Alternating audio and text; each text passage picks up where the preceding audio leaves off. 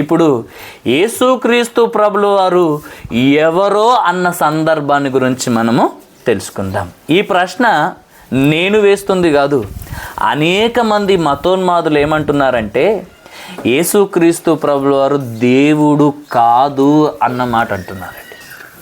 ఏమంటున్నారు? యేసుక్రీస్తు ప్రభుల వారు దేవుడు కాదంట. ఎవరు? యేసుక్రీస్తు ప్రభుల వారు ఎవరు అని అంటే ఒక ప్రవక్త మాత్రమే అని కొందరు అంటున్నారు. ముస్లిమ్స్ వారు ఉన్నారు కదా, వాళ్ళు ఏమంటారు తెలుసా? యేసుక్రీస్తు దేవుడు కాదు, ఆయన ఒక ప్రవక్త మాత్రమే అని మాట్లాడుతుంటారు. కొంతమంది మతోన్మాదులు ఏమంటారు? యేసు ప్రభువు దేవుడు కాదు, దేవుని కుమారుడు కాదు అని అంటుంటారు. మరికొంతమంది దేవుని నమ్మిన వారిలోనే కొంతమంది ఏం చేస్తారంటే యేసు ప్రభువును దేవుడని నమ్మేవారు కొంతమంది ఉన్నారు, దేవుని కుమారుడని నమ్మేవారు కూడా కొంతమంది ఉన్నారు. యెహోవా సాక్షులను కొంతమంది ఉన్నారు. వాళ్ళైతే యేసు ప్రభువును దేవుని కుమారుడు అంటే ఒప్పుకోరు, దేవుడు అంటే కూడా ఒప్పుకోరు. ఏమని ఒప్పుకుంటారంటే యేసు ప్రభు ఒక ప్రవక్త అంతే, ఇంకేం కాదు అన్న మాట ఇలా అంటుంటారు. కొంతమంది నిజంగా అండి క్రైస్తవులలోనే చాలామందికి యేసు ప్రభు అంటే ఎవరో కూడా ఒక సరి అయిన అవగాహన లేదు. కాబట్టి ఈ ప్రశ్న నేను అడుగుతున్నాను అనుకోకండి. యేసు ప్రభువే బైబిల్లో ఒక సందర్భములో పేతురు గారితో ఈ మాట మాట్లాడుతుంటారు. ఒకసారి ఆ మాట తీయండి. మత్తయి సువార్త 16వ అధ్యాయము. మత్తయి సువార్త 16వ అధ్యాయము 13వ వచనం నుండి కొన్ని మాటలు చదువుకుందాం.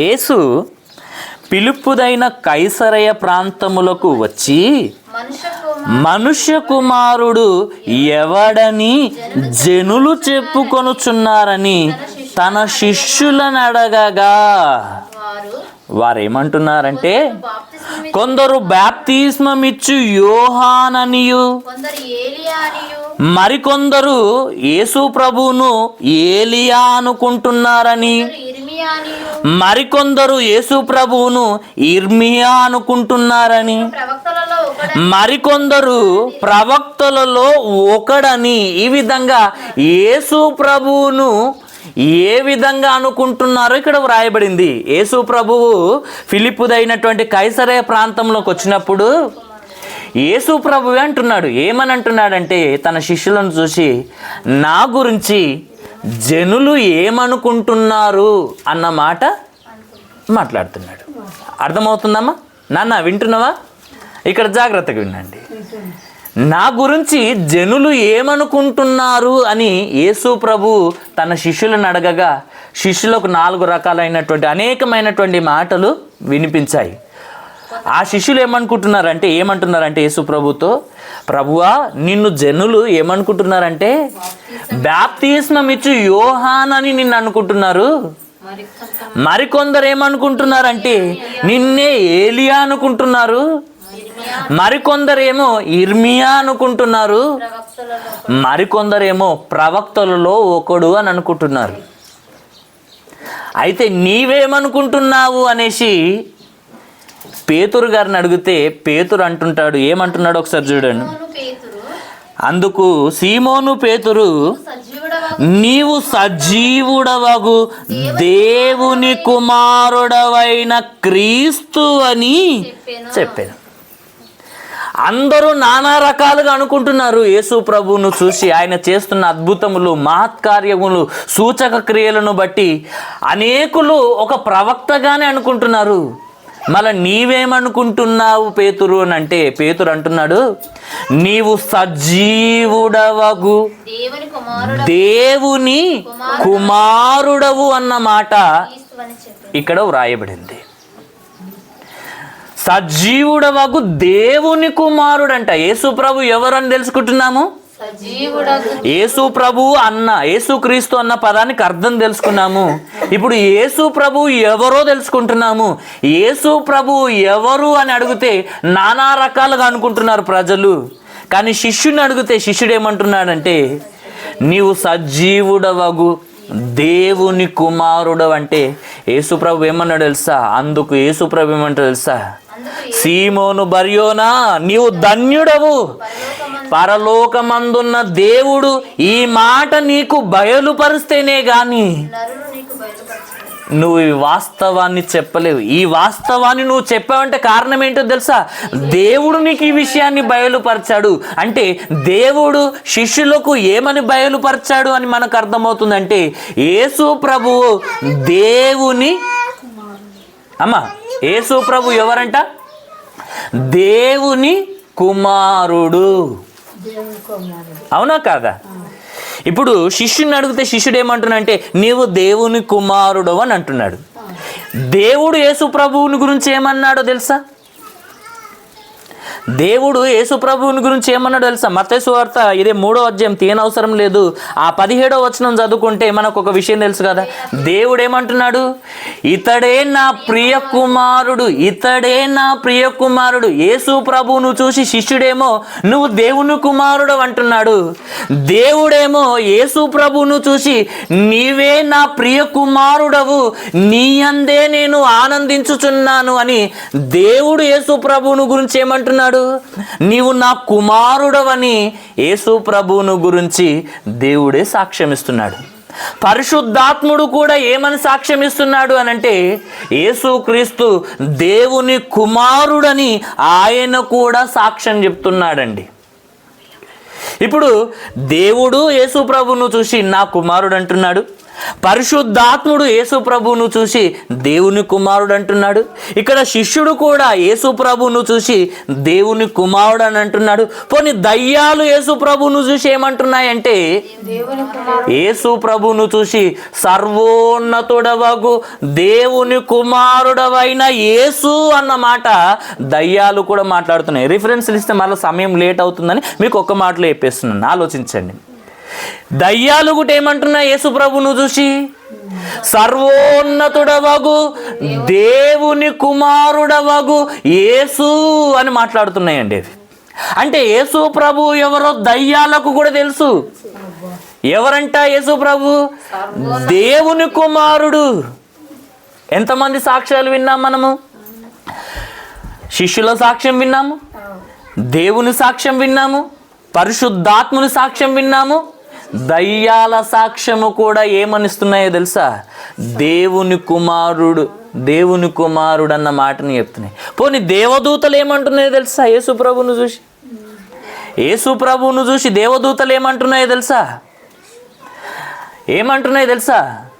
యేసుక్రీస్తు ప్రభుల వారు ఈ లోకాన్న పుట్టగానే పుట్టబోయే వార్తను తెలియజేయడానికి కూడా గొల్లలకు కానీ అక్కడ మరియకు కానీ అనేక సందర్భాలలో దేవదూతలు ఇస్తున్నటువంటి సాక్ష్యం కూడా ఏంటి అంటే, యేసు ప్రభు దేవుని కుమారుడు అని సాక్ష్యం. యేసు ప్రభు ఎవరంటే మనం మొదటి మాట ఏం తెలుసుకున్నాము? యేసు ప్రభు దేవుని కుమారుడు అన్న విషయం. ఎంతమంది సాక్ష్యాలు విన్నాం తెలుసు కదా? ఎంతమంది సాక్ష్యాలు విన్నాం? దేవుని సాక్ష్యాన్ని విన్నాం, పరిశుద్ధాత్ముని సాక్ష్యం విన్నాము, శిష్యుల సాక్ష్యాన్ని విన్నాము, దయ్యాల సాక్ష్యం విన్నాము, దేవదూతల సాక్ష్యం కూడా విన్నాము. ఇవన్నీ కూడా ఏమని చెప్తున్నా యేసు ప్రభుని గురించి అంటే, యేసు ప్రభు దేవుని కుమారుడు. యేసు ప్రభు దేవుని కుమారుడు మాత్రమేనా? యేసు ప్రభు దేవుని కుమారుడు మాత్రమేనా? ఇంతవరకు మనం అందరం ఏం చెప్పారు? దేవుని కుమారుడు అని చెప్పాడు. యేసు ప్రభు దేవుని కుమారుడు మాత్రమేనా అని మనం ఆలోచిస్తే, యేసు ప్రభు దేవుని కుమారుడు మాత్రమే కాదు, దేవుడు కూడా. చాలామంది ఏమనుకుంటారు, యేసు ప్రభు దేవుని కుమారుడు అని రాయబడి దేవుని కుమారుడే, దేవుడు కాదండి అంటారు. మళ్ళీ యేసు ప్రభు దేవుడు అని బైబిల్లో దేవుడే రాయించాడు. అవునా కాదు? ఎన్ని తాళాల్లో రాయించాడో చూద్దాం ఒకసారి. యేసు ప్రభు దేవుడు. రెండో సందర్భం యేసు ప్రభు ఎవరన్న సందర్భంలో మొదటిది దేవుని కుమారుడు అని తెలుసుకున్నాం, రెండోది దేవుడు అని తెలుసుకుంటున్నాం. యోహాను గారు రాసినటువంటి సువార్త 1వ అధ్యాయము 1వ వచనం నుండి ఒకసారి చదవండి. యోహాను గారు రాసినటువంటి సువార్త 1వ అధ్యాయము 1వ వచనం నుండి చదువుకుందాము. ఆదియందు వాక్యముండెను, వాక్యము దేవుని యొద్ద ఉండెను, ఆ వాక్యము దేవుడై ఉండెను, ఆయన ఆదియందు దేవుని యొద్ద ఉండెను, సమస్తము ఆయన మూలముగా కలిగెను, కలిగి ఉన్నదేదియు ఆయన లేకుండా కలగలేదు. ఆయనలో జీవముండెను, ఆ జీవము మనుషులకు వెలుగై ఉండెను, ఆ వెలుగు చీకటిలో ప్రకాశించుచున్నది గాని చీకటి దానిని గ్రహింపకుండెను అన్న మాటలు ఇక్కడ దేవుడు రాయిస్తున్నాడు. యేసు ప్రభు ఎవరు అని మనం అడిగితే దేవుడిస్తున్న సాక్ష్యం మరలా ఏమంటున్నాడంటే, ఈయన దేవుని కుమారుడు, నా కుమారుడు మాత్రమే కాదు, ఈయన దేవుడు అని కూడా దేవుడు మాట్లాడుతున్నాడండి. ఆది యందు ఏముందంట? వాక్యం ఉంది. వాక్యం అంటే ఎవరు? వాక్యం అంటే ఎవరు? దేవుని వాక్యమను నామము ఆయనకున్నది అన్నమాట ప్రకటన గ్రంథంలో ఉంటది. ఏంటంట? దేవుని వాక్యమను నామము ఎవరికి ఉందంట? యేసుక్రీస్తు ప్రభుల వారికి ఉందంట. వాక్యము అనగా యేసు ప్రభు. ఇక్కడ వాక్యము వాక్యము అని మాట్లాడుతూ 14వ వచనంలో ఏమంటాడో తెలుసా? ఆ వాక్యము శరీరధారి అయి కృపా సత్య సంపూర్ణుడిగా మనుషుల మధ్య నివసించడానికి ఆ పరలోకాన్ని విడిచిపెట్టి ఈ భూమి మీదకి వచ్చాడు. వాక్యము శరీరాన్ని ధరించుకొని ఈ భూమి మీదకి వచ్చింది. ఆ వాక్యము ఎవరు అనంటే యేసు ప్రభు. ఆ వాక్యము ఎవరు అనంటే యేసు ప్రభు అని తెలుసుకున్నాం. ఆ వాక్యముగా ఉన్న యేసు ప్రభు ఎవరు అని దేవుణ్ణి అడిగితే దేవుడు అన్న మాట బైబిల్లో రాయబడి. ఆది యందు వాక్యం ఉండెను, వాక్యము దేవుని యొద్ద ఉండెను, ఆ వాక్యము దేవుడై ఉండెను. వాక్యం ఏమై ఉందంట? దేవుడై ఉండెను అన్నమాట. యేసు ప్రభు ఎవరు అని అంటే దేవుడు అన్నమాట. కలిగి ఉన్నది ఏది కూడా, ఇప్పుడు మనకు కనబడుతున్న ఈ విశ్వం, గాలైనా, ఈ భూమి అయినా, ఈ వృక్షాలైనా, జంతువులైనా, ఆకాశమైనా, నక్షత్రాలైనా, ఏదైనా కలిగి ఉన్నది ఏదైనా కూడా యేసుక్రీస్తు ప్రభుల వారు లేకుండా కలగలేదంట. అర్థమైందా? ఆకాశాన్ని ఆయనే చేశాడు, ఈ భూమిని ఆయనే పుట్టించాడు, ఈ భూమి మీద ఉన్న సమస్తాన్ని కూడా ఆయనే పుట్టించాడు. కలిగి ఉన్నది ఏది కూడా ఆయన లేకుండా కలగలేదు. అమ్మ అర్థమవుతుందా? ఆయన లేకుండా కలగలేదు. యేసు ప్రభు ఎవరు అని అంటే ఏం చెప్పాలి? ఇప్పుడు దేవుడు అని చెప్పాలి. ఎలాంటి దేవుడు ఈయన? ఓన్లీ దేవుడు అని చెప్పుకుంటే అయిపోతుందా? ఎలాంటి దేవుడో బైబిల్లో రాయబడింది. యేసు ప్రభు ఎలాంటి దేవుడో తెలుసా? తీతుకు రాసినటువంటి పత్రిక యేసుక్రీస్తు ప్రభుల వారు దేవుడు అని తెలుసుకున్నాము. ఎంత గొప్ప దేవుడో ఇప్పుడు మనం తెలుసుకుంటున్నాము. తీతుకు రాసినటువంటి పత్రిక 2వ అధ్యాయం 13వ వచనం. తీతుకు రాసిన పత్రిక 2వ అధ్యాయము 13వ వచనం. అనగా మహాదేవుడును మన రక్షకుడునైన యేసుక్రీస్తు మహిమ యొక్క ప్రత్యక్షత కొరకు ఎదురు చూచుచు ఈ లోకములో స్వస్థ బుద్ధితోను నీతితోను భక్తితోను బ్రతకచుండవలెనని మనకు బోధించుచున్నది. శుభప్రదమైన నిరీక్షణను గురించి మాట్లాడుతూ యేసు ప్రభు ఎవరో ఇక్కడ మాట్లాడుతున్నాడండి. ఆయన ఎలాంటి దేవుడు అంట? మహాదేవుడు అనంట. ఎలాంటి దేవుడు అంటే యేసుక్రీస్తు ప్రభుల వారు మహాదేవుడు. చిన్న దేవుడు కాదైన. చాలా మంది ఏంటంటే యేసు ప్రభువు ఏదో 2000 సంవత్సరాల క్రితం ఈ భూమి మీద పుట్టిన వ్యక్తి అని అనుకుంటున్నారు చాలా మంది. యేసు ప్రభు ఎలాంటి వాడు అనుకుంటున్నారు? 2000 సంవత్సరాల క్రితం పుట్టినవాడు. అంటే మీ దేవుడు మొన్న పుట్టినవాడు అనుకుంటున్నారు అందరూ. అర్థమైందా? 2000 సంవత్సరాల క్రితం పుట్టినవాడు కాదైనా. ఈ భూమి మీద పుట్టక ముందు, ఈ భూమి మీదకి రాకముందు ఆల్రెడీ పరలోకంలో ఉన్నాడు. అది ఎప్పటి నుండో మనం ముందు తెలుసుకుందాం. ఆలోచించండి, ఆయన ఎలాంటి దేవుడు అని అంటే మహాదేవుడు అని వ్రాయబడింది. ఎలాంటి దేవుడు అంట? అంటే చెప్పలేనంత గొప్ప దేవుడు అని బైబిల్లో రాయించాడు దేవుడు. ఎలాంటి దేవుడు? మాటలతో చెప్పలేనంత గొప్ప దేవుడైనా. ఆయన ఎంతో గొప్పవాడో చెప్పడానికి మనుషుల నాలుక సరిపోదు, అంత గొప్ప దేవుడు యేసుప్రభు. మహాదేవుడు అని వ్రాయబడింది యేసుప్రభు గురించి. ఎలాంటి దేవుడు అంట? మహాదేవుడు. ఆ మహాదేవుడు ఇంకా ఎంతో గొప్పవాడో ఒకసారి రోమీలోకి రాసినటువంటి పత్రిక 9వ అధ్యాయము, రోమీలోకి రాసిన పత్రిక 9వ అధ్యాయము 5వ వచనం. రోమీలోకి రాసిన పత్రిక 9వ అధ్యాయం 5వ వచనం. పితరులు వీరివారు శరీరమును బట్టి క్రీస్తు వీరిలో పుట్టెను. శరీరమును బట్టి క్రీస్తు వీరిలో పుట్టాడు. ఈయన ఎవరో తెలుసా? శరీరాన్ని ధరించుకొని వచ్చినంత మాత్రాన యేసు ప్రభువును మీరు చిన్నగా చూస్తున్నారు, లోకం కూడా చిన్నగా చూస్తుంది. శరీరమును బట్టి యేసుక్రీస్తు ప్రభుల వారు ఇశ్రాయేలీలలో పుట్టాడు. కానీ ఈయన ఎవరు అని అడిగితే ఈయన సర్వాధికారి అయిన దేవుడయ్యుండి అన్నమాట. ఎవరంట ఆయన?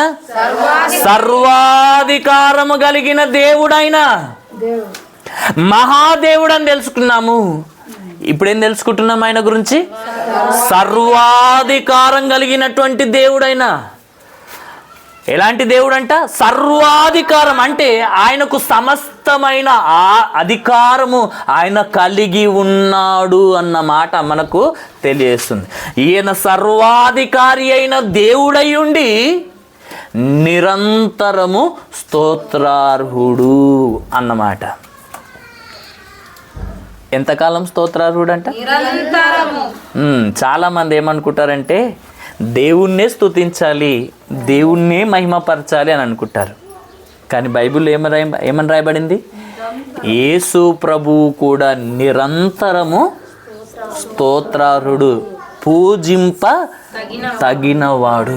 ప్రకటన గ్రంథంలో చూస్తే దేవదూతలు కూడా ఆయనను పూజిస్తున్నట్టుగా, మహిమపరుస్తున్నట్టుగా, స్తోత్రాలు తెలియజేస్తున్నట్టుగా చూస్తుంటాం. అర్థమైందా? మనము యేసు ప్రభువుని కూడా స్తుతించాలి. ఎలా స్తుతించాలి?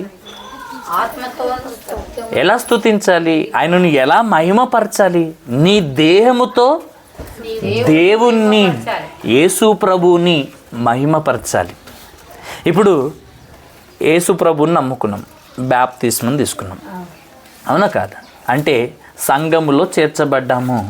సంఘమును క్రీస్తు శరీరముతో మనం అందరము కలిసి ఉన్నాం. కలిసి ఉన్న మనము బూతులు మాట్లాడామనుకోండి, ఇప్పుడు ఈ శరీరము ద్వారా దేవుణ్ణి ఘనపరుస్తున్నామా, మహిమపరుస్తున్నామా, లేదా బాధ పెడుతున్నామా? అవునా కదా? దేవుని పిల్లలమైన మనకు ఏం తగ్గో తెలుసా? పోయిన వారం కూడా చెప్పాను ఈ మాట. బూతులైనను, సరసోక్తులైనను, పోకిరి మాటలైనను మనం ఉచ్చరింపకూడదు. అవి మన నోటికి కూడా రావద్దు అని దేవుడు చెప్పాడు. ఇది పరిశుద్ధులకు తగినది. అవునా కదా?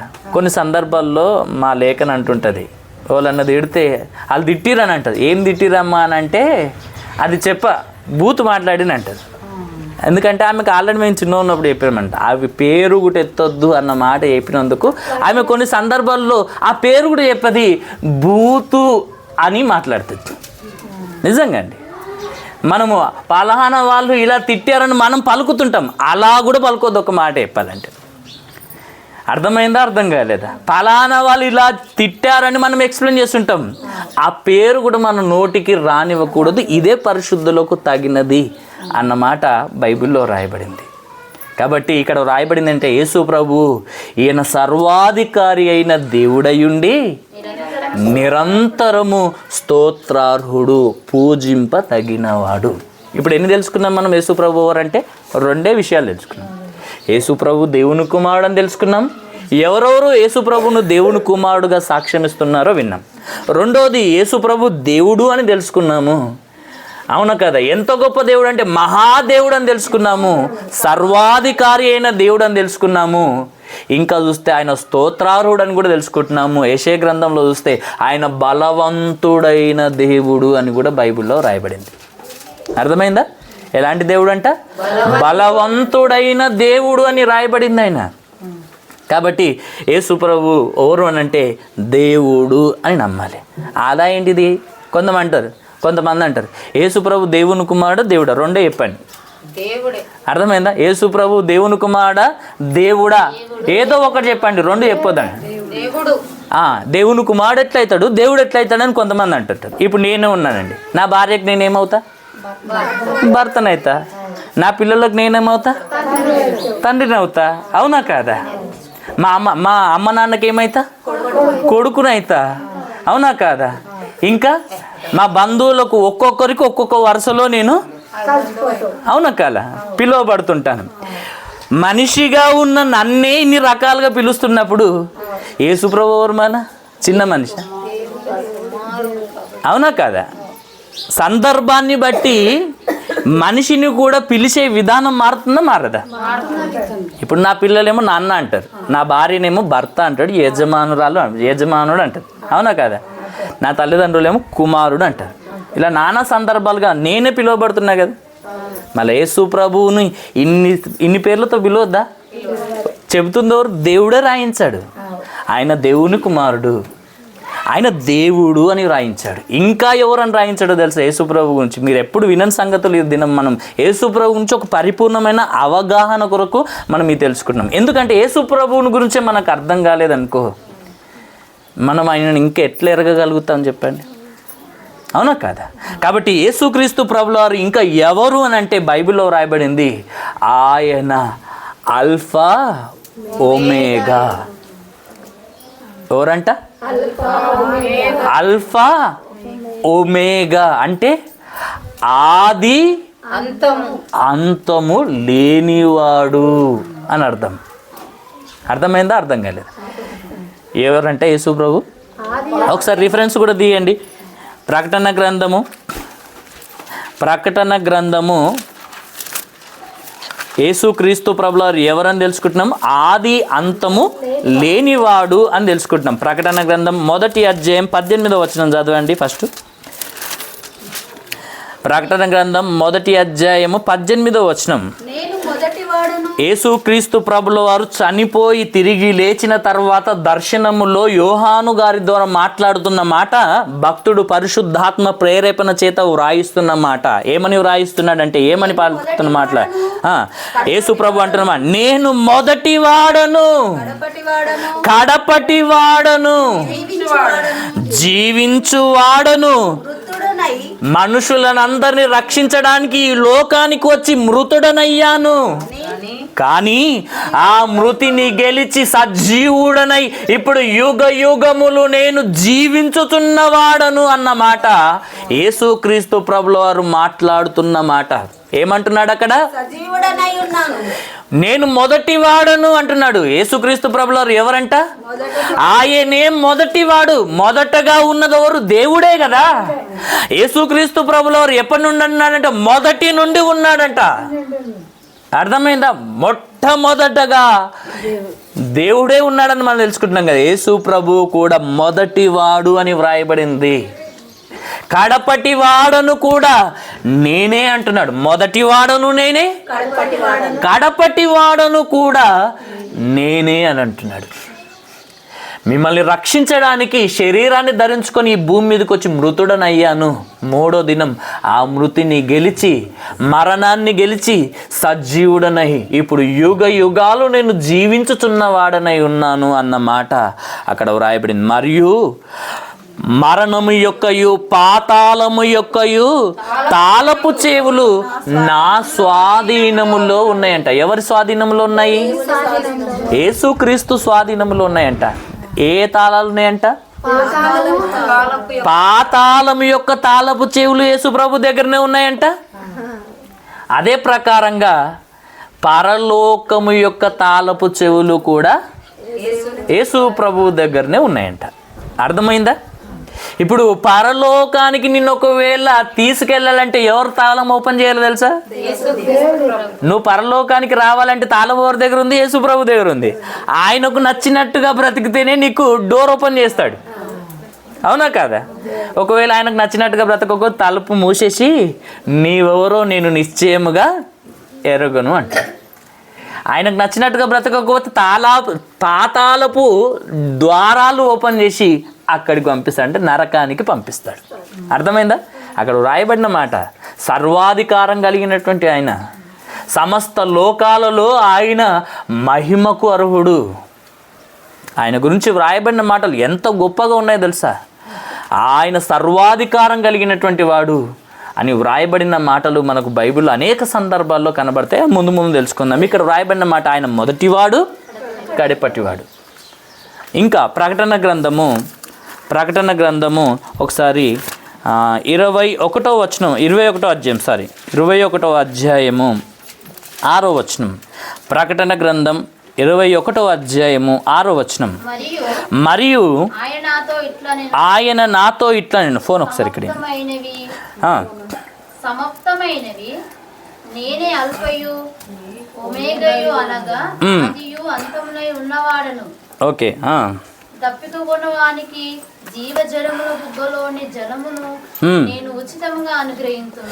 ఇక్కడ ఏమంటున్నాడంటే 6వ వచనంలో, మరియు ఆయన నాతో ఇట్లా నేను సమాప్తమైనవని చెబుతూ నేనే అల్ఫాయు ఒమేగాయు అన్నమాట.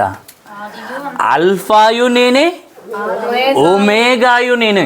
ఆ మాటకు అర్థం ఏంటిదంటే అనగా అని అంటున్నాడండి.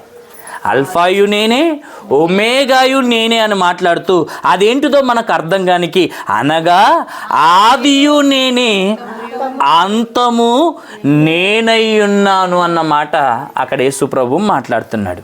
ఏందంట? ఆదియు అంతమునై యేసుక్రీస్తు ప్రభుల వారు ఉన్నాడంట. ఆది ఆయనేనంట, అంతము ఆయనేనంట. ఇంతకుముందు మనం ఏం తెలుసుకున్నాము? మొదటివాడని అన్నాడు, కడపటివాడని. మొదటి అని అంటే అర్థం ఏంటిది? ఆది. అర్థమైందా? ఆది యందు ఎవరున్నారని తెలుసుకున్నాం ఇంతకుముందు. వాక్యం ఉండేను. ఆది నుండి ఎవరి యొద్ద ఉన్నాడంటే ఈయన యేసుప్రభు దేవుని యొద్ద ఉన్నాడు. అంటే మీకు అర్థమవుతుందా? ఆది అంటే ప్రారంభము నేనే, ముగింపు నేనే. ప్రారంభములో నేను ఉన్నాను, ముగింపులో కూడా ఉంటాను. నేను ఉన్నవాడను. ఈ లోకాలు ఏమీ లేనప్పుడు ఉన్నాడు, ఈ లోకాలు అంతమైపోయిన తర్వాత కూడా ఉంటాడు. ఈ భూమిని పుట్టించక ముందు ఆయన లేడా? ఉన్నాడు. పాతాళము లేకముందు లేడా? ఆయన ఉన్నాడు. పరలోకము లేనప్పుడు కూడా ఉన్నాడు. ఒక మాట చెప్పాలంటే అర్థమైందా? పరలోకములో దేవుడు ఉంటాడన్న విషయం మనకు తెలుసు, అవునా కదా? ఆ పరలోకము లేనప్పుడు, ఈ భూలోకము లేనప్పుడు, పాతాళ లోకము లేనప్పుడు, ఈ 3 లోకాలు లేనప్పుడు కూడా దేవుడు ఉన్నాడు. ఎక్కడున్నాడంటే ఆయన ఎక్కడైనా ఉండగలడు. ఆయన పేరే ఉన్నవాడు అని అర్థం. ఆయన అడ్రస్ అది. నేను ఉన్నవాడని, ఎప్పుడైనా ఉంటాను. లోకం పుట్టక ముందు ఉన్నాను, లోకము అంతమైపోయిన తర్వాత కూడా ఉంటాను. నాకు చావు లేదు, నాకు పుట్టుక లేదు, నాకు చావు లేదు. కానీ యేసుక్రీస్తు ప్రభువారు ఎందుకు చావవలసి వచ్చిందంటే నిన్ను నన్ను రక్షించడానికి. అర్థమైందా? ఆ దేవుడైన యేసుక్రీస్తు ప్రభుల వారు ఎందుకు చనిపోవలసి వచ్చిందంటే మనల్ని రక్షించడానికి, పాపము నుండి మనల్ని కాపాడడానికే ఆయన మనందరి కొరకు చనిపోయాడు. మొదటివాడు ఆయనే, కడపటివాడు ఆయనే. అంటే అల్ఫా ఒమేగా ఆయనే. మొదటివాడు, కడపటివాడు ఆయనే అన్న మాట అక్కడ రాయబడింది. ఇంకోటి 22వ వచనం 13వ వచనంలో కూడా ఇదే మాట రాయబడి ఉంది. చూడండి, అల్ఫాయు ఒమేగాయు, మొదటివాడను కడపటివాడను ఆదియు అంతమునై ఉన్నాను. ఇక్కడ అన్ని మాటలు కవర్ చేశాడు చూడండి, అవునా కదా? ఇంతకుముందు మనం 2 మాటలు తెలుసుకున్నాం కదా, 2 రిఫరెన్స్లో. ఆ 2 రిఫరెన్స్లో చెప్పినటువంటి సందర్భాలు కూడా మొత్తం ఈ ఒక్కటే రిఫరెన్స్లో ఉన్నాయి.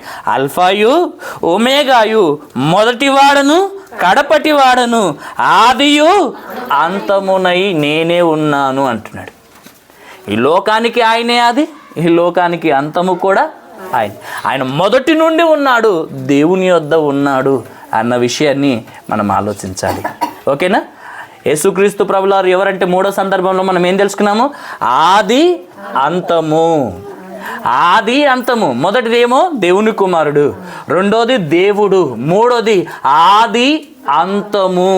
అల్ఫా ఒమేగా, మొదటివాడు కడపటివాడు. ఇంకా యేసుక్రీస్తు ప్రభుల వారు ఎవరు అని మనం అడిగితే దేవుడు అంటున్నాడు, ఆయన రాజులకు రాజు, ప్రభువులకు ప్రభువునై ఉన్నాడు అన్న మాట కూడా బైబిల్లో రాయబడింది. యేసుక్రీస్తు ప్రభుల వారు ఎవరంట? రాజులకు రాజు, ప్రభువులకు ప్రభు. యేసుక్రీస్తు ప్రభుల వారిని గురించి దేవుడు రాయించిన మాటలు ఎన్ని ఉన్నాయంటే చాలా విషయాలు ఉన్నాయి. దాంట్లో కొన్ని విషయాలు నేను డైరెక్ట్గా చెప్తాను, ఒక 2 రిఫరెన్స్లు మాత్రమే తెలియజేస్తాను. యేసుక్రీస్తు ప్రభుల వారు ఈ లోకంలో ఎలా పుట్టాడో తెలుసా? ఈ లోకంలో ఎలా పుట్టాడంట? రాజుగానే పుట్టాడు. అర్థమైందా? దావీదుకు ఒక వాగ్దానం చేస్తాడు, నీ సంతానంలో నుండి ఈ లోకాన్ని పరిపాలించడానికి ఒక నిత్యమైన రాజు ఒక ఆయన పుడతాడు అన్నమాట. ఆయన సింహాసనము నీవైతే 40 సంవత్సరాలు పరిపాలిస్తున్నావు దావీదు, కానీ ఆయన రాజ్యము మాత్రం ఎలా ఉంటుందంటే అంతము లేనిదై ఉంటుంది. అర్థమైందా? అంతము లేని రాజ్యాన్ని ఆయన కలిగి ఉన్నాడు. యుగ యుగములు ఆయన పరిపాలించే రారాజు అని దేవదూతలు కూడా అక్కడ మరియమ్మ గారికి లూకాసు వార్తల్లో ఆ విషయాలన్నిటినీ ప్రస్తావిస్తూ మాట్లాడుతుంటాయండి దేవదూతలు. అర్థమైందా? ఆయన ఎలా పుట్టాడంటే ఈ లోకములో రాజుగా పుట్టాడు. అందుకొరకే తూర్పు దేశపు జ్ఞానులు ఏమని వచ్చారు? యూదుల రాజుగా పుట్టినవాడు ఎక్కడున్నాడని. అవునా కదా? ఏమని అడిగారు? యూదుల రాజుగా పుట్టినవాడు ఎక్కడున్నాడని రాజు యొక్క సమాచారం అడుగుతున్నాడు. ఒక సందర్భంలో పిలాతు కూడా అడుగుతుంటాడు, నువ్వు రాజువా అని అంటే యేసుప్రభు అంటే తెలుసా, నీవన్నట్టే నేను రాజునే, కానీ నా రాజ్యం ఈ లోక సంబంధమైనది కాదు అన్నమాట. అర్థమైందా? యేసుప్రభు తిరిగి లేచిన తర్వాత ఆయన గురించి మాట్లాడుతూ యేసుక్రీస్తు ప్రభుల వారు అందరికీ ప్రభు అంట. యేసుక్రీస్తు ఎందరికి ప్రభు అంట? అందరికీ ప్రభువు, ప్రభువు, ప్రభువు అని వ్రాయబడింది. ఎంతమందికి ప్రభు అంట? అందరికీ అని అంటే లోకములో ఆదాము మొదలుకొని ఈ లోకం అంతమయ్యేంత వరకు ఈ భూమి మీద పుట్టిన వారందరికీ ప్రభువు ఎవరంటే యేసుక్రీస్తు ప్రభుల వారు. నమ్మిన వారికైనా ఆయనే ప్రభువు, నమ్మని వారికైనా ఆయనే ప్రభువు. నేను నమ్మనండి నాకెట్లా ప్రభు అవుతాడు అని అంటే ఒప్పుకుంటారా? ఇప్పుడు ఎగ్జాంపుల్ చెప్తాను. ఇప్పుడు మొన్న గెలిచింది ఏంటిది? కాంగ్రెస్ ప్రభుత్వం, అవునా కదా? కాంగ్రెస్ ప్రభుత్వం. ఇప్పుడు ఇక్కడ సంగారెడ్డికి ఎవరున్నారు? చింతా ప్రభాకర్. మీకు అర్థం కానీ చెప్తున్నాను ఈ మాట, అవునా? చింతా ప్రభాకర్ ఉన్నాడు, జగ్గారెడ్డి ఓడిపోయాడు, అవునా కదా? మీరు అందరు ఎవరికి ఓటేశారు? ఒక మాట చెప్పాలంటే కాంగ్రెస్కి ఓటేశారు, కానీ కాంగ్రెస్ ఓడిపోయింది. కానీ ఎవరు గెలిచారు? టీఆర్ఎస్ గెలిచింది. నేను కాంగ్రెస్ ఓటేశాను, జగ్గారెడ్డి మా ఎమ్మెల్యే అంటే ఒప్పుకుంటారా? మీరు ఓటు వేసినా వేయకపోయినా గెలిచిన వాడే ఎమ్మెల్యే. కాబట్టి ఇప్పుడు చింతా ప్రభాకర్ను మీరు ఎమ్మెల్యే అని ఒప్పుకుంటారా? కాదు కదా, చింతా ప్రభాకర్ మా ఎమ్మెల్యే కాదండి, జగ్గారెడ్డి మా ఎమ్మెల్యే అంటే ఒప్పుకుంటారా అంటున్నా? మీ పనులు అవుతాయి అంటున్నా, అవునా కదా? మీరు ఓటు వేయనంత మాత్రాన ఆయన ఎమ్మెల్యే కాకపోడు. ఇప్పుడు ముఖ్యమంత్రికి ఒకవేళ మీరు ఓటు వేయలేరు అనుకోండి, ఆయన ముఖ్యమంత్రి అయ్యారు, వేరే వాళ్ళందరూ వేశారు, మీరు మాత్రమే వేయలేరు, ఆయన నా ముఖ్యమంత్రి కాదండి అని అంటామా? ప్రధానమంత్రికి మనం ఓటు వేయలేము అనుకోండి, కానీ మిగతా వాళ్ళందరూ వేసి ఆయనను ప్రధానమంత్రి గెలిపించారు. ఇప్పుడు దేశానికి ప్రధాని ఎవరని అంటే ఏం చెప్తారు? ఇప్పుడు నువ్వు అన్నా అనకపోయినా మోడీని ఒప్పుకుంటారు. ఇప్పుడు రాష్ట్రానికి ముఖ్యమంత్రి ఎవరని అంటే ఏమని చెప్తారు? రేవంత్ రెడ్డి పేరు చెప్తారు. ఇక్కడ ఎవరు ఎమ్మెల్యే అని అంటే నువ్వు నమ్మినా నమ్మకపోయినా, ఒప్పుకున్నా ఒప్పుకోకపోయినా మీ ఎమ్మెల్యే ఎవరంటే చింతా ప్రభాకరే అంటారు. మనుషులు ఒప్పుకున్నా ఒప్పుకోకపోయినా, నమ్మినా నమ్మకపోయినా అందరికీ యేసుక్రీస్తు ప్రభువు అంటే దేవుడు, రాజు అని అర్థం. ఎలాంటి రాజో తెలుసా? ఒక రాజు పుట్టాడు అనుకోండి, ఆ రాజ్యంలో ఎంత సంతోషం ఉంటుందో తెలుసా? ఒక రాజు పుట్టాడు అనుకోండి, ఎంత సంతోషం ఉంటుందండి, అవునా కదా? రాజుకు కుమారుడు పుట్టాడంటే రాజ్యంలో ప్రతి ఊరిలో సంతోషమే, ప్రతి ఊరిలో పండగ వాతావరణమే. నిజమంటారా కాదంట? మళ్ళీ యేసుక్రీస్తు ప్రభులారు ఇంతకుముందు తెలుసుకున్నాం, రాజులకు రాజు, ప్రభువులకు ప్రభువునై ఉన్నాడు. ఆయన పుట్టినప్పుడు యేసుప్రభు నా రాజ్యం ఈ లోక సంబంధమైనది కాదన్నాడు కదా, పరలోక సంబంధమైనది నా రాజ్యం. యేసుప్రభు పుట్టినప్పుడు ఏం జరిగిందో తెలుసు కదా మనందరికీ. లూకాసు వార్తలో పరలోక సైన్య సమూహమే భూమి మీదకి దిగొచ్చిందంట. ఎక్కడికి? పరలోక సైన్య సమూహం, దేవదూతలన్నీ కూడా భూమికి దిగొచ్చాయంట. అర్థమైందా? గొల్లలకు వార్త చెప్పగానే వెంటనే పరలోకము నుండి దేవదూతలన్నీ దిగి వచ్చి ఏమని మాట్లాడుతున్నాయో తెలుసా?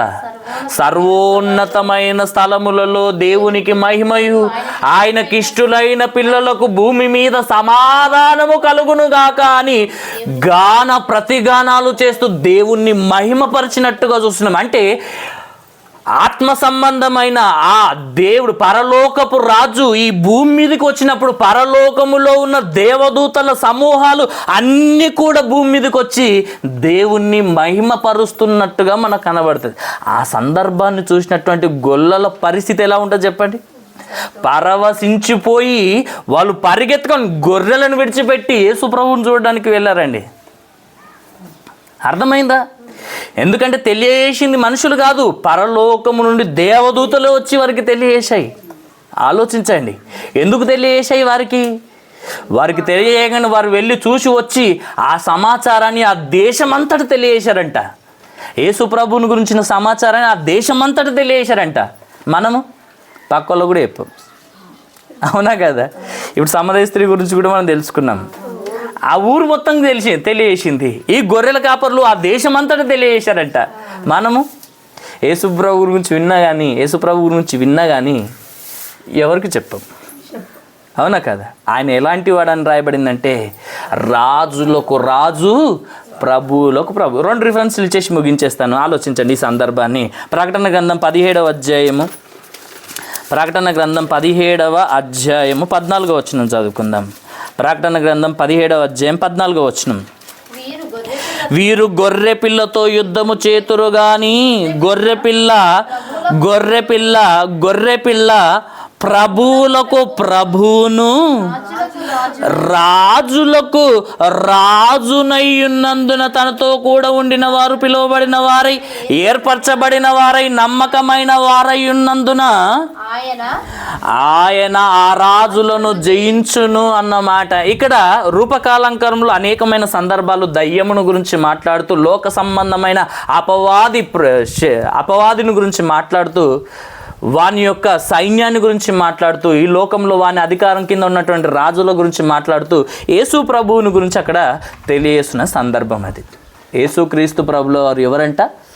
గొర్రె పిల్ల అని వ్రాయించాడు, అవునా కదా? అర్థమైందా? యేసు ప్రభు ఎవరంట? గొర్రె పిల్ల, అవునా కదా? గొర్రె పిల్లతో కూడా పోల్చబడ్డాడు. యోహాన్ గారు రాసినటువంటి సువార్త 1వ అధ్యాయంలో మనకు కనబడుతుంటుంది ఆ మాట. యోహాన్ గారు యేసుప్రభుని చూసి ఏమంటారు? 19వ వచనంలో అనుకుంటా సంథింగ్. అర్థమైందా? 19వ 29వ వచనంలో ఉంటుంది ఆ మాట. ఏమని ఉంటుందంటే, లోక పాపములను మోసుకొని పోవు దేవుని గొర్రె పిల్ల అని యేసుప్రభుని గురించి ఒక మాట వ్రాయబడింది. యేసుప్రభుని గురించి ఏమని రాయబడింది? లోక పాపాలను మోసుకొని పోవడానికి పరలోకము నుండి ఈ భూమి మీదకి వచ్చిన దేవుని గొర్రె పిల్ల అని యేసుప్రభుని గురించి రాయబడింది. అర్థమైందా? ఆ గొర్రె పిల్ల యేసు ప్రభువు. అర్థమైందా? మామూలు గొర్రెపిల్ల అంటే మీరు ఈ గొర్రెల గురించి ఆలోచించకండి. గొర్రెపిల్ల అని యేసు ప్రభువును పోల్చాడంటే అర్థం ఏంటంటే, గొర్రె పిల్లకు ఎలాంటి స్వభావం ఉంటుందో, ఎలాంటి లక్షణం ఉంటుందో అలాంటి లక్షణాలు యేసుక్రీస్తులో ఉన్నాయి గనక యేసు ప్రభువు కూడా ఒక నిర్దోషమైన గొర్రెపిల్ల అన్నమాట బైబిల్లో వ్రాయబడింది. అర్థమైందా? గొర్రె ఎలాంటిదో, దాని స్వభావం ఎలాంటిదో మనకు తెలుసు. మేక స్వభావం మనకు తెలుసు. మేక స్వభావం ప్రభువులో లేదు.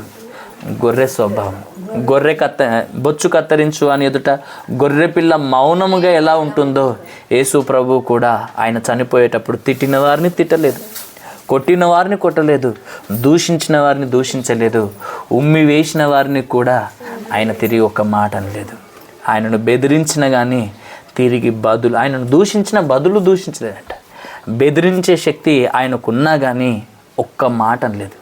ఇప్పుడు మనం 5 అడుగులు ఉండమండి, మనం ఏమంటాం తెలుసా? వాళ్ళు అనొచ్చు మనకంటే మనమే వార్నింగ్ అరే అని మాట్లాడుతుంటాం. అవునా కదా? నా గురించి నీకు తెలియదు. 5 అడుగులు ఉన్న మనమే ఎంత బిల్డప్ ఇస్తామంటే అంత బిల్డప్ ఇస్తుంటాం. అవునా కదా? నా సంగతి నీకు తెలియదు అని అంటుంటాం. అవునా కదా? పుణ్యానికి జీవి తింటా అంటుంటాడు. అవునా కదా? ఇంకేమంటుంటారు? నీ అంతు చూస్తానంటుంట. 6 అడుగులు ఉండవు మనమే ఇట్లా అంటాం. మళ్ళీ యేసుప్రభు అని ఆయన సర్వాధికారి, సర్వశక్తిమంతుడు. అసలు నిన్ను చంపేయాలంటే ఆయన అసలు ఆయనకు ఏంటో తెలుసా? జస్ట్ అనుకుంటే చాలంతే. జస్ట్ ఆలోచనలోకి వెళ్ళిపోతే నువ్వు బూడిద కూడా మిగిలదు. అంత గొప్పవాడు. బెదిరిస్తే ఎవరు బెదిరించాలి? యేసుప్రభు బెదిరించాలి. అవునా కదా? అంత శక్తి కలిగి ఉన్న ఆయనే గొర్రె పిల్ల వలె మౌనంగా ఉన్నాడని వ్రాయబడింది. మనము ఏం లేకపోయినా ఎగిరెగిరి పడతాము. అవునా కదా? అంత శక్తిమంతుడే మౌనంగా ఉన్నప్పుడు మనం ఎందుకు మౌనంగా ఉండదు? అవునా కదా? ఒకరు అన్నారనుకోండి, మనం ఆగమండి. అవునా కదా? ఒకరు మాట అన్నారనుకోండి, అరికాళ్ళ నుండి వస్తుంటుంది మంట. అవునా కదా? నిప్పుల మీద కూర్చుంటే అసలు అనే ఉంటాడా? నన్ను ఎట్లా అన్నదని ఇక్కడ ఎట్లా ఉంటుంది అంటే, నిప్పులు దొక్కిన కోత ఎట్లా చెంగ దొంగుతుంది. మనం అట్లా తయారవుతుంటాం. ఒక్కరొక మాట అన్నం పడమండి. యేసుప్రభు ఏమన్నాడు చెప్పండి? ఏం తప్పు చేశారు? ఆయనను ఎన్నో మాటలు అన్నారండి, ఎన్నో విధాలుగా దూషించారు, ఒక్క మాట కూడా అనలేరు. అలాంటి ఓపిక మనకుందా? ఇంతకు మనం మంచి మాటలు విన్నాం కదా. అవునా కాదా? అలా ఉంటేనే పరలోకం వెళ్తాం. నువ్వు ఒకవేళ కోపపడి నువ్వు ఒకవేళ వాళ్ళని తిరిగి అన్నావు అనుకో, నువ్వు కూడా తప్పు చేసినట్టే కదా.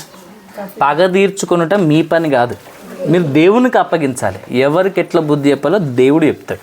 పగ తీర్చుకోవడం మన పని కాదు. మనం పగ తీర్చుకుంటే ఒక దెబ్బ కొడతాం, ఒక మాట అంటాం. కానీ దేవుడు ఒకవేళ దేవునికి అప్పగిస్తే వాళ్ళు చేసిన పాపానికి నరకములో ఎంత బాధ పెడతారంటే అంత బాధ అనిపిస్తుంది. అనుభవిస్తారు ఆ బాధను. జీవము గల దేవుని చేతిలో పడుట భయంకరమని వ్రాయబడింది. కాబట్టి యేసు ప్రభును గొర్రెపిల్లతో పోల్చాడు. అవునా కాదా? ఇక్కడ ఆ గొర్రెపిల్ల ఎవరంట? రాజులకు రాజు, ప్రభువులకు ప్రభువు. అర్థమైందా? యేసు ప్రభు ఎవరంట? రాజులకు రాజు, ప్రభువులకు ప్రభు అని వ్రాయబడిందండి. ప్రభువులకే ప్రభు అంట ఆయన. అంత గొప్పవాడు. యూదుల రాజుగా ఎక్కడ పుట్టినవాడు ఎక్కడ ఉన్నాడంటే, యూదుల రాజు ఎవరు అదేదని ఆశ్చర్యపడలేదు. వెంటనే క్రీస్తు ఎక్కడ పుట్టునని లేఖనాలు చెప్తున్నాయని రాజు శాస్త్రులను, పరిచయులను, ధర్మశాస్త్రోపదేశకులను పిలిపించి మాట్లాడినప్పుడు రాజు అనగానే ఈయన మైండ్లో ఏమొచ్చేసింది? మెస్సయ్య ఎక్కడ పుడతాడో చూడండి అని అన్నాడు. అంటే ఈ రాజు కూడా తెలుసు యేసు ప్రభువును గురించి, కానీ అంగీకరించలేకపోయారండి. అందుకొరకే అంటాడు, రాజులుగా ఉన్నటువంటి మీరందరూ కూడా ప్రభువును త్వరగా హత్తుకొనండి, ఆయనను ముద్దు పెట్టుకొనండి, ఆయనతో సమాధాన పడ, లేకపోతే నా ఉగ్రత తుదముట్టించడానికి మీ మీదకి వస్తుందని దేవుడు రాయించాడండి. కాబట్టి ఆలోచించండి, ఆయన రాజులకు రాజు, ప్రభువులకు ప్రభువునై ఉన్నాడన్న మాట వ్రాయబడింది. అదే మాట 19వ అధ్యాయంలో కూడా ఉంటుంది చూడండి. 19వ అధ్యాయంలో కూడా 16వ వచనం, 19వ అధ్యాయము 16వ వచనం. రాజులకు రాజును, ప్రభువులకు ప్రభువును అను నామము ఆయన వస్త్రము మీదను తొడ మీదను వ్రాయబడి ఉన్నది అన్న మాట ఇక్కడ మనకు దేవుడు తెలియజేస్తున్నాడు. ఎన్నో మాటలు తెలుసుకున్నాం మనము. ఇంతవరకు ఎన్ని మాటలు తెలుసుకున్నాం? 4 మాటలు తెలుసుకున్నాం. మొదటి మాట ఎంతో చెప్పండి? యేసుక్రీస్తు ప్రభువు ఎవరెవరు? దేవుని కుమారుడు. రెండవది యేసు ప్రభు ఎవరు? దేవుడు. అవునా కదా? యేసుక్రీస్తు ప్రభువారు ఎవరని తెలుసుకున్నాము? ఆది అంతము లేనివాడు, అల్ఫా ఒమేగా, మొదటివాడు కడపటివాడు అని తెలుసుకున్నాం. 3వ విషయం. 4వ విషయం ఏంటిది? ఆయన రాజులకు రాజు, ప్రభువులకు ప్రభువు అయి ఉన్నాడు అన్న మాట మనం తెలుసుకుంటున్నాము. 5వ మాట ఏంటో తెలుసా? ఆయన నిన్న నేడు నిరంతరము ఏకరీతిగా ఉన్నవాడు. ఎంతకాలం అంట? ఒకసారి హెబ్రీలోకి రాసినటువంటి పత్రిక, హెబ్రీలోకి రాసిన పత్రిక 13వ అధ్యాయం, హెబ్రీలోకి రాసినటువంటి పత్రిక 13వ అధ్యాయం 8వ వచనం చదవండి. యేసుక్రీస్తు నిన్న నేడు నిరంతరము, అర్థమైందా? నిన్న నేడు ఒకటే రీతిగా ఉన్నాడు. అవును, యుగ యుగములకు నిరంతరము ఆయన ఒకటే రీతిగా ఉంటాడంట. అర్థమైందా? యేసుక్రీస్తు ప్రభువుల వారు ఎవరంట? నిన్న నేడు నిరంతరము ఏకరీతిగా ఉన్నవాడు. అర్థమైందా? ఆయన ఒకప్పుడు దేవుడే, భూమి మీదకి వచ్చినప్పుడు దేవుడే, ఈ భూమి మీద నుండి పరలోకానికి వెళ్ళిన తర్వాత కూడా ఆయన దేవుడే. అర్థమైందా? కాబట్టి ఆయన నిన్న నేడు నిరంతరము కూడా ఏకరీతిగా ఉన్నాడు అన్నమాట బైబిల్లో రాయబడింది. ఇంతకుముందు మనం దేవుని కుమారుడు అని తెలుసుకున్నాం కదా. ఎలాంటి దేవుని కుమారుడు తెలుసా? అద్వితీయ దేవుని కుమారుడు అన్నమాట బైబిల్లో రాయబడింది. ఎలాంటి కుమారుడు అంటే ఆయన అద్వితీయ దేవుని కుమారుడు. అద్వితీయ కుమారుడు అంటే మొట్టమొదటి కుమారుడు. యెహోవా తండ్రి అయిన దేవుడు, ఆ యెహోవా దేవుడు మొట్టమొదటిగా కన్న కుమారుడే యేసు ప్రభు. అందుకొనికి అద్వితీయుడు. అద్వితీయుడు అంటే ద్వితీయుడు కాదు, ఈయన మొట్టమొదటి వాడు అన్నమాట బైబిల్లో వ్రాయబడింది. ఆయన శరీరాన్ని ధరించుకొని ఈ భూమి మీదకి రావడం ద్వారా ఆయనను మనుష్య కుమారుడు అని కూడా పిలువబడ్డారు. యేసు ప్రభువుని ఇంకేమని పిలిచారంట?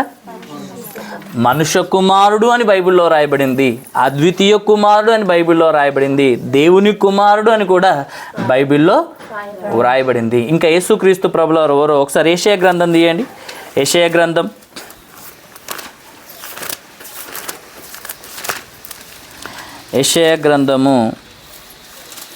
9వ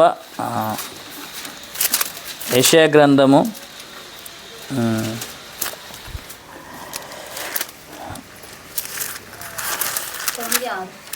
9 సరే, యెషయా గ్రంథము 9వ అధ్యాయం 6వ వచనం. ఏలయనగా మనకు శిశువు పుట్టెను, మనకు కుమారుడు అనుగ్రహింపబడెను, ఆయన భుజముల మీద రాజ్యభారముండును. ఆశ్చర్యకరుడు, ఆలోచనకర్త, బలవంతుడైన దేవుడు, నిత్యుడగు తండ్రి, సమాధానకర్తయగు అధిపతి అని ఆయనకు పేరు పెట్టబడును. ఓకే, సమయం కొంచెమే ఉంది కనుక నేను ఇప్పుడు ప్రతి విషయాన్ని ఇంతకుముందు చెప్పినట్టుగా నేను ఎక్స్ప్లెయిన్ చేయలేను. సమయం లేదు కనుక చెప్తున్నాను.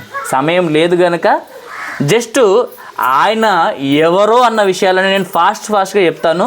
మీరు అందరూ కూడా నోట్ చేసేసుకోండి, ఎందుకంటే ఇన్ టైంలో ముగించాలి కాబట్టి. ఆలోచించండి, యేసుక్రీస్తు ప్రభువారు ఎవరు అని అంటే ఇక్కడ బైబిల్లో రాయబడింది. ఎవరంట?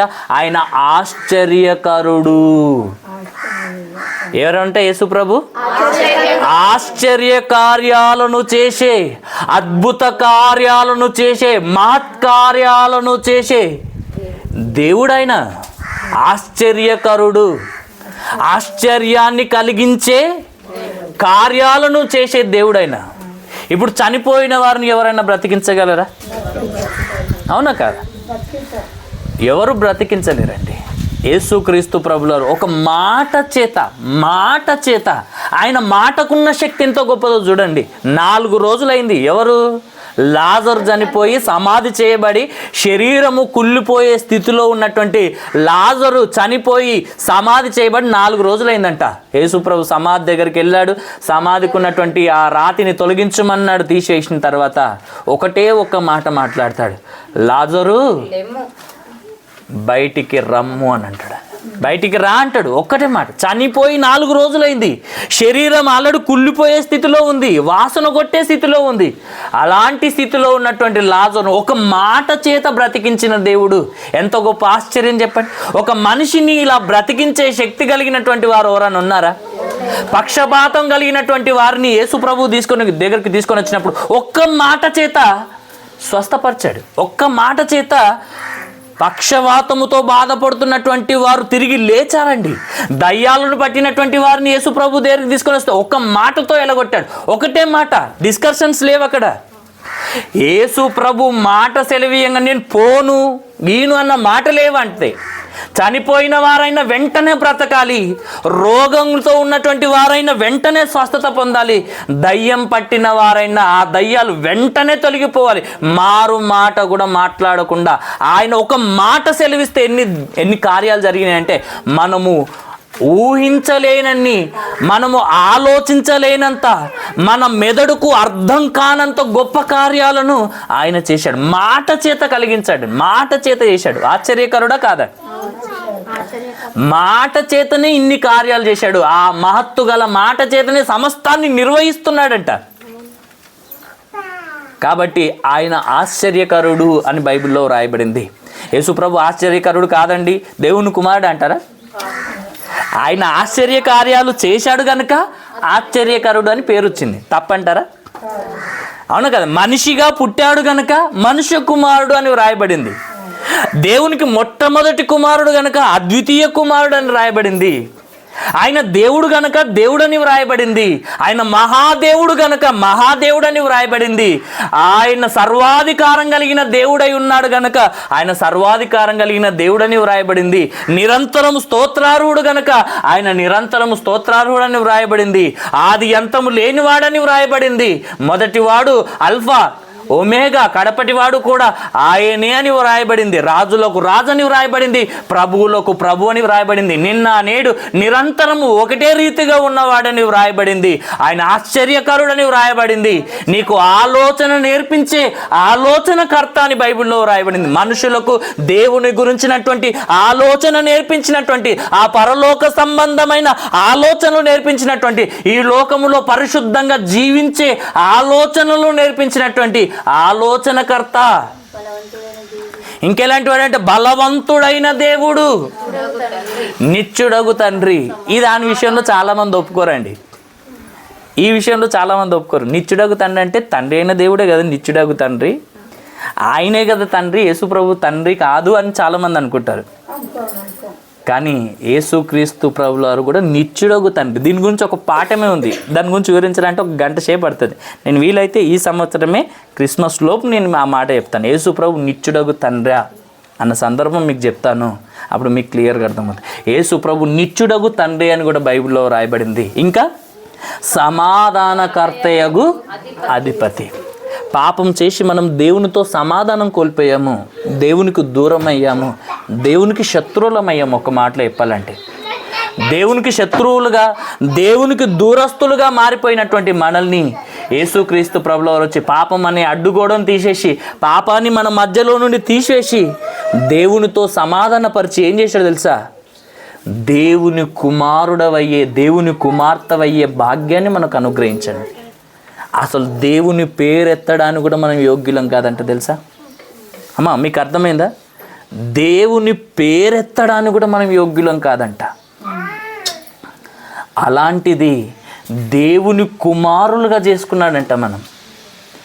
నువ్వు ఆఫ్టర్ ఆల్ కాదండి, మనం ఆఫ్టర్ ఆల్ కాదు. ఇప్పుడు అర్థమైందా? ఒక ప్రధానమంత్రి కొడుకు అంటే ఎంత గొప్పగా ఉంటుంది. అరే ఈయన ప్రధానమంత్రి కొడుకు అని అంటుంటారు. ఒక ముఖ్యమంత్రి కొడుకు అంటే ఓమ్మో ఈయన ముఖ్యమంత్రి కొడుకు, అమ్మ చిన్నవాడు కాదు గొప్పవాడు అంటుంటారు. అవునా కదా? ఒక ఎమ్మెల్యే కొడుకు అంటేనే అరే ఎమ్మెల్యే కొడుకు వస్తున్నారు అనేసి అంటుంటారు.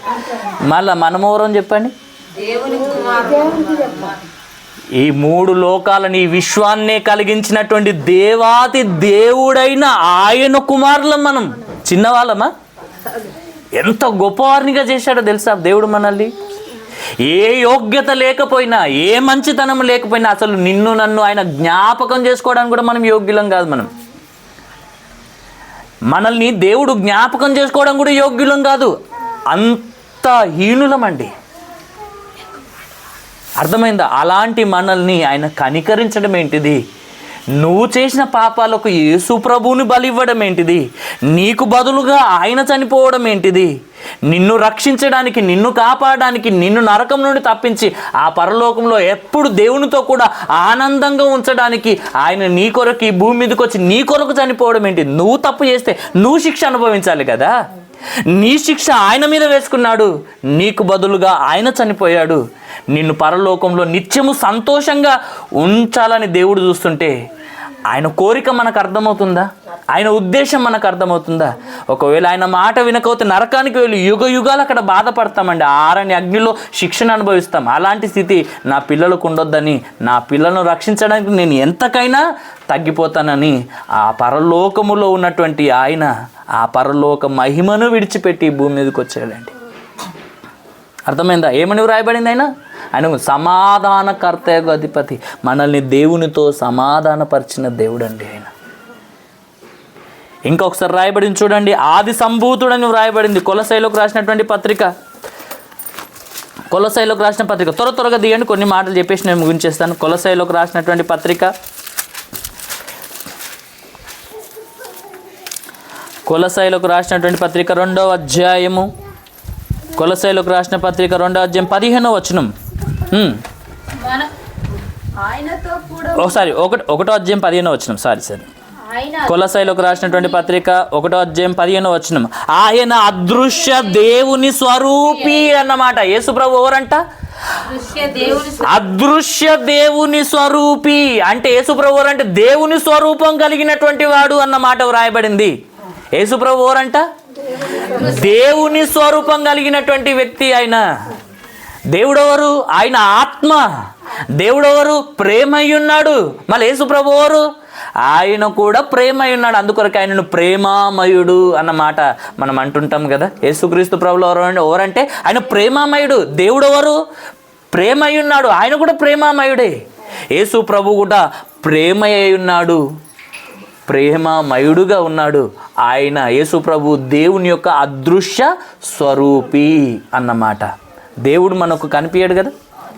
ఈ నేత్రాలతో ఈ శరీరంతో చూస్తే బూడిదైపోతాం ఒక మాట చెప్పాలంటే దేవుడిని. ఎందుకంటే ఆయన కోటి సూర్యుల కంటే తేజస్సు కలిగిన వాడు దేవుడు. అర్థమైందా? ఆయనను ఎవరు చూచి బ్రతకరు. ఈ శరీరంతో చూసి బ్రతకలేం. అర్థమైందా? అందుకొరకే దేవుణ్ణి ఇంతవరకు ఎవరు చూడలేదండి. ఎవరు చూడని దేవుని గురించి తెలియజేయడానికి వచ్చినటువంటి దేవుడే యేసుక్రీస్తు ప్రభులు వారు. తండ్రి రొమ్మున ఉన్న అద్వితీయ కుమారుడే ఆయనను బయలుపరచాడన్నమాట వ్రాయబడింది. ఒక మాటలో చెప్పాలంటే యేసు ప్రభు ఎవరు అని అంటే ఇంకేమని రాయబడిందంటే ఆయన అదృశ్య దేవుని స్వరూపి అంటే ప్రేమామయుడు అన్నమాట బైబిల్లో రాయబడింది. ఇంకా యేసు ప్రభు ఎవరని అంటే అక్కడ ఇంకా మాట వ్రాయబడుతుంది చూడండి, సర్వ సృష్టికి ఆది సంభూతుడు అన్న మాట వ్రాయబడింది. ఏంటంటే సర్వ సృష్టికి కూడా ఆయనే ఆది సంభూతుడు, ఆది సంభూతుడు అని వ్రాయబడుతూ ఇక్కడ కింద వివరణ ఇస్తున్నాడు చూడండి. ఏలైనగా ఆకాశమందున్నవియు భూమి అందున్నవియు కనిపించేవి అయినా కనిపించనివైనా అవి సింహాసనములైన ప్రభుత్వములైన ప్రధానులైన అధికారములైన సర్వమును ఆయన యందు సృజింపబడెను. సర్వమును ఆయన ద్వారాను ఆయనను బట్టి సృజింపబడెను. ఆయన అన్నింటికంటే ముందుగా ఉన్నవాడు. ఆయన అన్నింటికంటే ముందుగా ఉన్నాడు. మరలా చెప్తున్నాను, ఆయన అన్నింటికంటే ముందుగా ఉన్నవాడు. ఆయనే సమస్తానికి ఆధారభూతుడు. ఆధారం అంటున్నాడండి. ఆది సంభూతుడు, ఆధారభూతుడు, అదృశ్య దేవుని స్వరూపి అని వ్రాయబడింది. ఇంకా యేసుక్రీస్తు ప్రభులో ఎవరిని వ్రాయబడిందంటే ఫిలిప్పీలోకి రాసినటువంటి పత్రిక 2వ అధ్యాయము, ఫిలిప్పీలోకి రాసినటువంటి పత్రిక 2వ అధ్యాయము 5వ వచనము, 5వ వచనము 6వ వచనం చదవండి డైరెక్ట్. ఆయన దేవుని స్వరూపము కలిగిన వాడయ్యుండి, యేసుక్రీస్తు ప్రభుల వారు దేవుని స్వరూపము కలిగిన వాడయ్యుండి దేవునితో సమానుడు అని వ్రాయబడింది. యేసు ప్రభు ఎవరంట అమ్మ? యేసు ప్రభు ఎవరంట? దేవునితో సమానుడు. దేవునితో సమానుడు. దేవునితో ఉండే భాగ్యము విడిచిపెట్టాలనుకునే భాగ్యమా? విడిచిపెట్టాలనుకున్న భాగ్యం అంటున్నా, విడిచిపెట్టకూడని భాగ్యం అది. కానీ మనల్ని రక్షించడానికి ఆయన దేవునితో సమానంగా ఉండే భాగ్యాన్ని విడిచిపెట్టుకొని మన కొరకు ఆయన రిక్తునిగా, ఏమి లేనివాడిగా, ఒక మాటలో చెప్పాలంటే దాసుని స్వరూపము ధరించుకొని, దేవదూతలు తనకు సేవ చేస్తున్నాయి కదా, ఆ దేవదూతల కంటే తక్కువ వాడిగా దాసుని స్వరూపం రిక్తునిగా, ఏమి లేనివాడిగా ఆయన ఈ భూమి మీదకి వచ్చి పశువుల తొట్టిలో ఆయనను పరుండబెట్టారంటే ముల్లోకాలను ఏలుతున్నటువంటి ఆ దేవుడు ఎక్కడికి వచ్చాడంట? పశువులతో. ఎంత తగ్గించుకున్నాడు చూడండి. మనం అవునా కదా? బిల్డింగ్లో ఉన్నటువంటి మనము ఒక పూరి గుడిసెల్లో అడుగు పెడతామా? అలాంటిది ఆయన పశువుల తొట్టిలో ఉండాల్సినటువంటి పరిస్థితి. ఎంత తగ్గించుకున్నాడు, అంత గొప్ప దేవుడు ఎంత తగ్గించుకున్నాడు. ఇంతకంటే ఎవరు తగ్గించుకోరండి. అంత తగ్గించుకున్నాడు. కాబట్టి ఆలోచించండి, సమయం లేదు, ముగించేస్తున్నాను. కాబట్టి ఇంకా ఆయన ఎవరు అని వ్రాయబడిందంటే పరిశుద్ధుడు అని వ్రాయబడింది. యేసుప్రభు ఎవరంట? పరిశుద్ధుడు అని వ్రాయబడింది. ఆయన పవిత్రుడును, నిర్దోషి, నిష్కల్మషుడు, పాపులలో చేరక ప్రత్యేకంగా ఉన్నవాడు, ఆకాశ మండలము కంటే మిక్కిలి హెచ్చైన వాడు, ఆకాశము కంటే ఎక్కువగా హెచ్చింపబడిన వాడని వ్రాయబడింది. ఆయన మాటల్లో కానీ, ఆలోచనలో కానీ, తలంపుల్లో కానీ, క్రియల్లో కానీ ఏ విషయంలో పాపం చేయలేడంట. పాపము చేయని పరిశుద్ధుడు యేసుప్రభు. ఇంకా యేసుప్రభు ఎవరు అని బైబిల్లో రాయబడిందంటే, యేసుప్రభు ఒక ప్రధాన యాజకుడు. ప్రధాన యాజకుడు పాత నిబంధన ప్రకారం ఏం చేసేవాడో తెలుసా మీకు? సమయం లేదు ఇప్పుడు చెప్పడానికి. ఆ ప్రధాన యాజకుడు తనది కాని రక్తము చేత జనులందరి పాప విమోచన కొరకు ఒక నిర్దోషమైన ఏడాది గొర్రెపిల్ల రక్తాన్ని చేత పట్టుకొని అతి పరిశుద్ధ స్థలానికి వెళ్ళి మనుషుల పాపానికి పరిహారము చేయడానికి తీసుకొని వెళ్తాడు. ఇది శరీర సంబంధమైన ప్రధాన యాజకుడు. యేసుక్రీస్తు కూడా ప్రధాన యాజకునితో పోల్చబడ్డాడు. ఆయన దేవుని గొర్రెపిల్లగా వచ్చి, ఆయనే గొర్రెపిల్లగా వధింపబడి, ఆయనే తన స్వరక్తాన్ని చేత పట్టుకొని అతి పరిశుద్ధ స్థలమైన ఆ పరలోకానికి వెళ్ళి ఆ రక్తము చేత మన పాపాలను కడిగి వేయాలని, ఆ రక్తము చేత మనుషులను దేవునితో సమాధానపరచాలని ఆయన ప్రధాన యాజకునిగా మారిపోయినట్టుగా మనకు రాయబడింది. ఆయన ప్రధాన యాజకుడుగా ఉన్నాడు, ప్రవక్తగా ఉన్నాడు. అర్థమైందా? ఆ ప్రధాన యాజకుడైనటువంటి యేసుక్రీస్తు ప్రభువారు ఎలా ఉన్నాడు తెలుసా? హెబ్రీయులకు రాసిన పత్రికలో ఉంది. సమయం లేదు కనుక చెప్తలేను, ఆలోచించండి. 4వ అధ్యాయం 16వ వచనంలో, మన ప్రధాన యాజకుడు మన బలహీనతల యందు మనతో కూడా సహానుభావం లేనివాడు కాదంట. ఆయన అన్ని విషయాలలో మన వలె శోధింపబడిన పాపము చేయకుండా బ్రతికాడంట. మన వలనే శోధింపబడ్డాడు. ఇప్పుడు మనకు ఎలాంటి శోధనలు వస్తాయి, యేసుప్రభు కూడా అలాంటి శోధనలు వచ్చాయి, కానీ ఒక్క విషయంలో కూడా పాపం చేయకుండా బ్రతికాడంట. ఆయన ప్రధాన యాజకుడు, ఇంకా ప్రవక్త అని కూడా వ్రాయబడింది. ఇంకా ఆయన ఎవరు అని అంటే ఆయన నీతి చిగురు అని కూడా బైబిల్లో వ్రాయబడింది. ఆయన ఎవరంట? నీతి చిగురు అని కూడా బైబిల్లో వ్రాయబడింది. ఆయన ప్రేమామయుడు అని వ్రాయబడింది. ఆయన సర్వజ్ఞాని అని వ్రాయబడింది. ఆయన ప్రేమామయుడు అని రాయబడింది.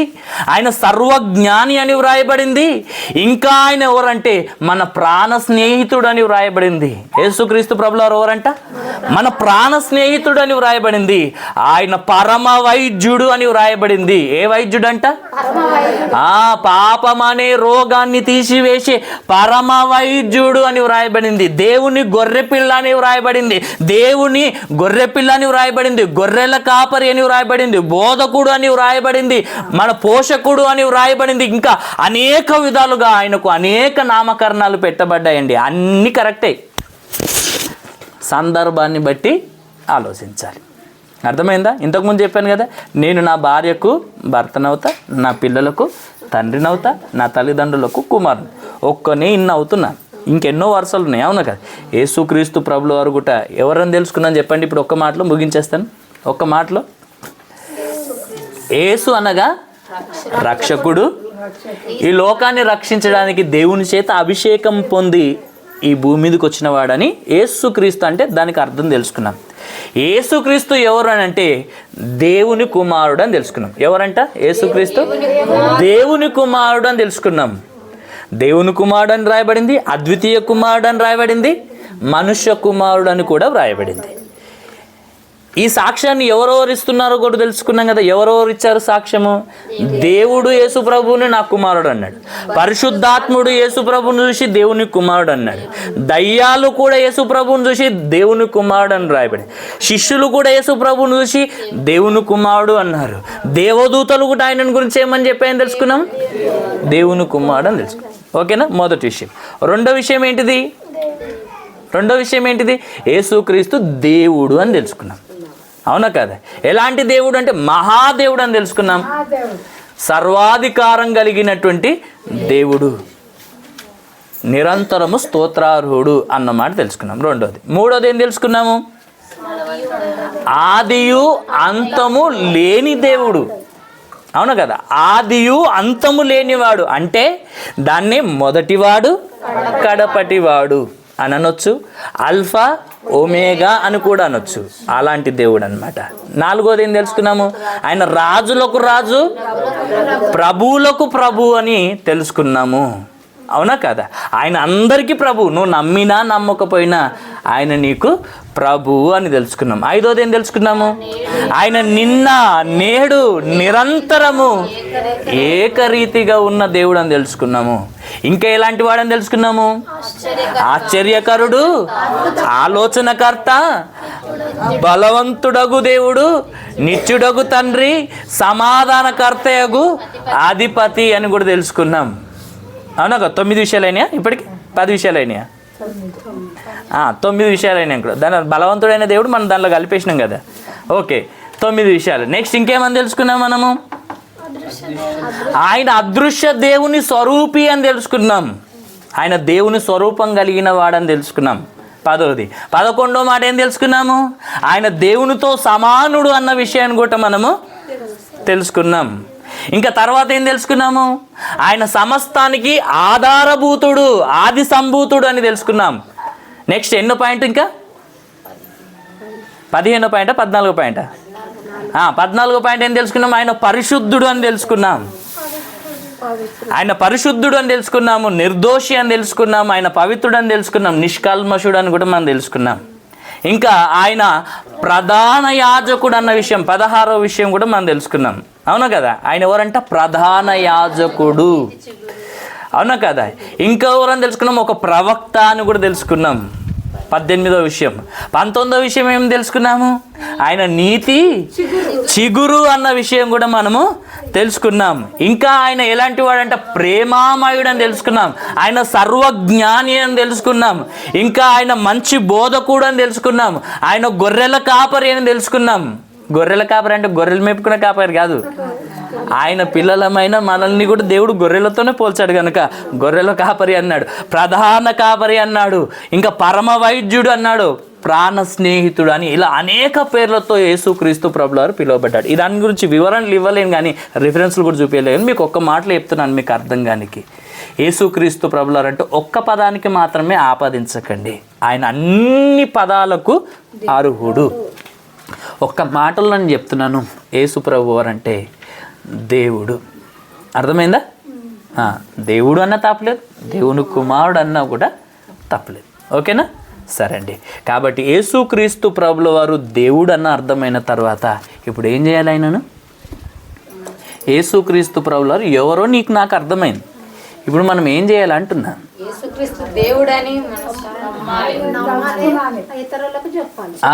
అర్థమైందా? యేసు ప్రభు లోకరక్షకుడని అర్థమైనటువంటి స్త్రీ ఏం చేసింది?